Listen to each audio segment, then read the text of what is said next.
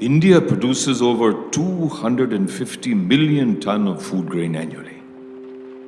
And this is more than enough to feed every single person in the country. However, in spite of this, more than 200 million people in the country sleep hungry. Every third child in India is malnourished. This makes them stunted and underweight. Malnutrition makes them 10 times more vulnerable to diseases and infection. And they often die as early as the age of 5. Hunger is not caused by too many people or too little food, but because of shamelessly unequal social and economic arrangements in our country. People do not eat not because there is no food, but because they cannot afford to buy it. Statistically, in terms of resources and infrastructure, India's numbers are big, and we are called a developing country. However, these numbers are some islands of enormous wealth that exist. The rest of the country is drowning. The alarming part is that government officials bluntly deny that hunger exists as a problem. Also, the people who can comfortably afford to buy food are indifferent towards this reality. In fact, the poverty line in India is set at 26 rupees in rural areas and 32 rupees in urban areas. In 2011, 2 students wanted to find out what it's like to be poor. They tried to live on 32 rupees a day for a few weeks, only to find out that their health was deteriorating and they were mentally crumbling. They could fortunately get back to their normal lives, but they knew that the terrible experience they had was normal for millions of people. Rice boiled with salt and haldi, wild shrubs from the forest, and paste made from bamboos and flowers, this constitutes the diet of the struggling people. What is startling is how they sustain this, mixing water and food to fill their stomachs. Women folk going hungry so that the working men can eat. These people are those who are often socially excluded.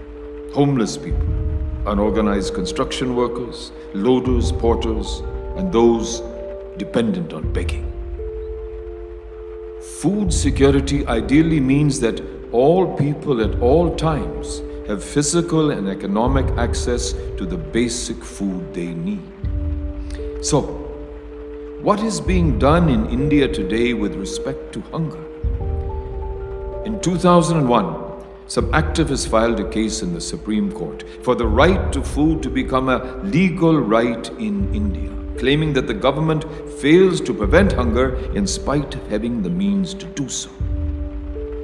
Convinced by the argument, the court passed an order implying that no state can reduce the number of food-related schemes or their coverage. They can only enhance them. The court also set up its own monitoring mechanisms to see that these schemes are being implemented appropriately. The National Food Security Bill, which aims to provide food at highly subsidized prices to more than 65% of the population, is in motion. There are many government schemes covering food distribution, even in remote areas of the country. Midday meals, public distribution scheme, Antyodaya Anna Yojana are just a few examples of such schemes. However, the fact remains that the state authorities cannot be held legally responsible when a person loses his or her life because of lack of access to food. Corruption has found its way into the public distribution system.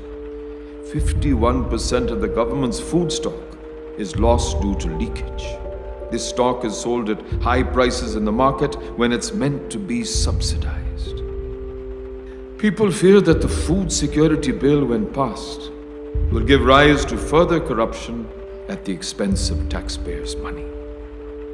However, investments in food and nutrition will only enhance India's richest economic resource, its people. One can start by considering the wastage of food that occurs around us. Being nourished properly should be a legal right of each and every citizen. This works better if the right is universally applied instead of targeting a certain section of society.